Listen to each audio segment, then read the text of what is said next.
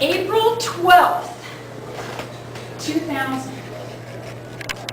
My very first flight as an airline captain. And the weather was lousy. Thunderstorms everywhere, rain, hail, lightning. And all of a sudden, crack. And the sound was so loud, immediately we knew we'd been hit by lightning. And for a split second, I thought, I might die. But I knew if I died that day, I was going to die happy. Because I was living all of my dreams.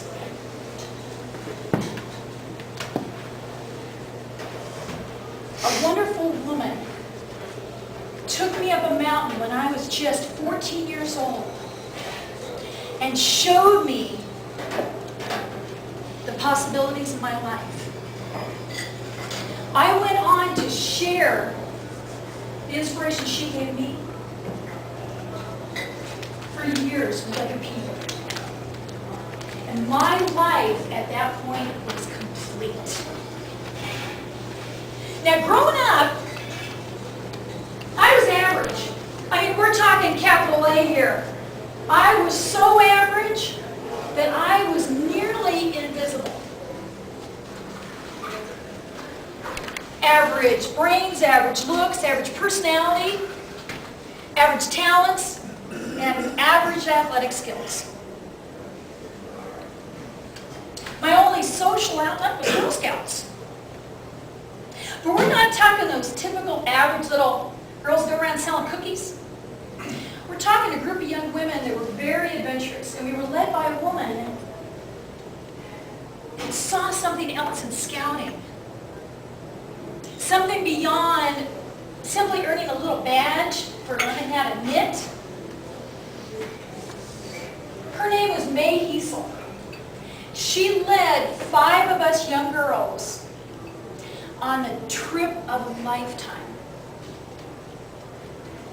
We hiked the entire John Muir Trail through the Sierra Nevadas, 226 miles. It's a little few steps. And we finished on the top of Mount Whitney at 14,500 feet. 6.5 weeks backpacking in the wilderness. And this wasn't when you had the real comfortable backpacks. This was when REI was a mail-order catalog a few years ago. Bears, blisters, mosquitoes, lightning storms, and dehydrated food that back then, well, it wasn't as good as our lunch today. It tasted like cardboard. But we survived it all. And I stood on top of Mount Whitney, and I knew I could do anything. I came out that mountain with an extraordinary vision, a dream. I was going to be an airline pilot. But just one little problem. See, women weren't airline pilots yet. This was 1970. Everybody told me it's impossible. So I put that dream up on a shelf.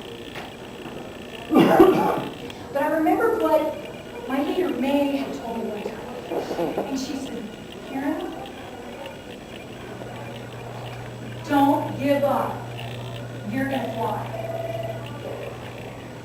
1978, I was 24 years old.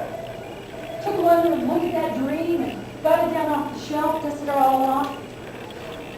Went home to my family that day and said, today's the day. Today's the day I'm going to become an airline pilot.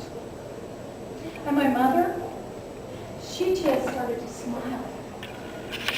She had trained And a lot of you may be aware of this.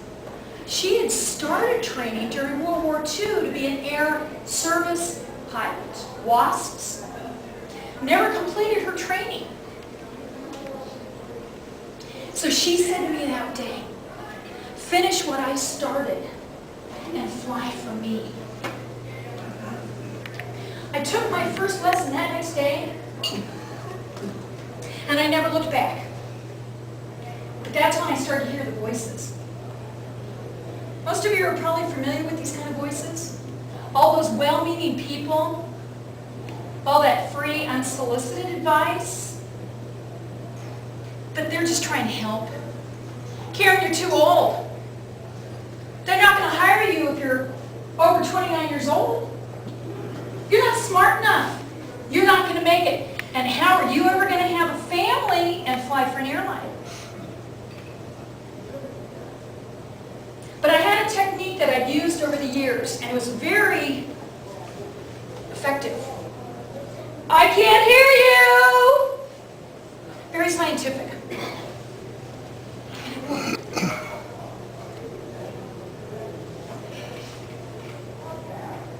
When that training got tough, and it did, and I wanted to quit, May said to me, don't give up. You're going to fly. 33 years old, I was hired with U.S. Airways. When I felt like I was never going to find my soulmate, May said to me, don't give up. You're going to fly. I married my soulmate at 34. And when I thought I was at the back end of that childbearing years, May said to me, don't give up. You're going to fly. I gave birth to our son at 41.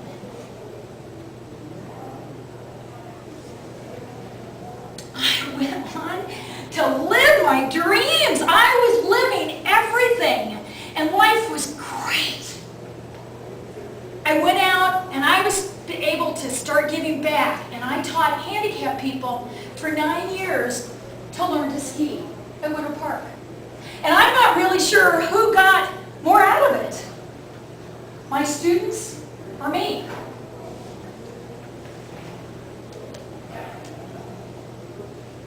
Now, if this was Hollywood, don't you think the ending would be right here? I'd fly off in that big jet. My husband was also an airline pilot, by the way. We live in the big house. Live happily ever after, right? But this isn't Hollywood. This is real life.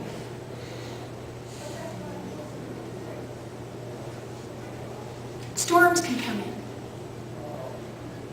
And you have to decide,